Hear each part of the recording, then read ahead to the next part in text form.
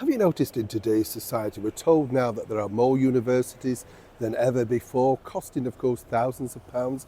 But don't worry, they're churning out people that are going to be so good for the economy, the environment, society. Now, I'm not suggesting every single person who goes to university simply comes out with this level of degree of thickness. But seemingly what you're looking at when you're looking to retail, and these are people that are students, well, this was my latest encounter. As ever, let me explain. Morning, good to see you today, and as ever, thank you so much for taking the time out. Now, let me know, did this happen to you, or does this happen to you? Because, you know, in the old days, it was so simple, wasn't it, when you think, only a couple of years ago now, if you wanted to check, say, something that was in a store, you could ring somebody, in that store. You could easily find their number because it will be in a phone book, or indeed it might be on a receipt. And now what you've got to do is look them up online, and then you get a centralized number. At best, you can never speak to anybody in the store that you're ringing. You get the picture. Now, it gets even more confusing because then once you've got through to the shop, this is what happened to me on two occasions. The first one was Marks and Spencer's, and I simply wanted to know if they had my size shirts in that particular store. This is what they told me.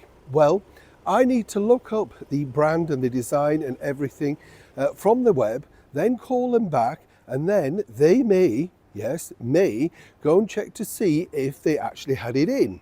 I said, right, so I basically have to do all the work, come back to you, and then you may be gracious enough to go and see if you've got any. I said, I can tell you the brand name, I can tell you the cost of the shirt. No, we need the exact number. I said, look, I go in the store on a frequent basis, could even tell you where they are. Didn't want to know. I gave up on that one. Now, buying a present for a friend, I went into Boots the chemist, right? And it was one of those electrical devices, where you're beautifying things, for the skin, that type of stuff. Now, I know they sell these because they have it online. So I go in and ask whereabouts they are.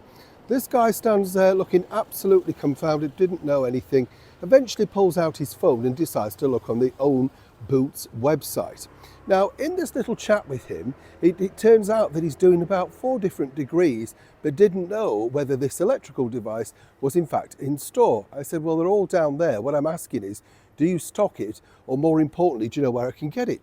He said, oh, we don't stock it. I said, well, it's on your website, you do. Oh, well, do you want to try the bigger store up on Bond Street? I said, well, do you know if they've got them? Save me going. No, he didn't know, no offer to look.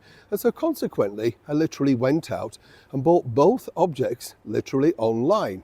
Now, in a cashless society, what you have to remember is this. They wonder why people don't want to go shopping with an experience like that. And it's all very well saying young people starting out, they need to be given an opportunity. They don't know anything unless they're looking at their phone. They have no customer communication skills, and there's no desire to assist the customer when you're in store. When I looked around, this particular store is now down for closure, and you could see why with staff like that. But what I find fascinating is this the way forward for you? Have you found it so hard to check on the simplest thing by contacting a store that you frequented for so many years, spent a lot of amount of money on, and now you can't even speak to anybody in store to save you that, much unneeded trip? Is it any wonder internet is king? As ever, do let me know what you think to this particular story, and of course, please like and share. Neil Sean in the very heart of London.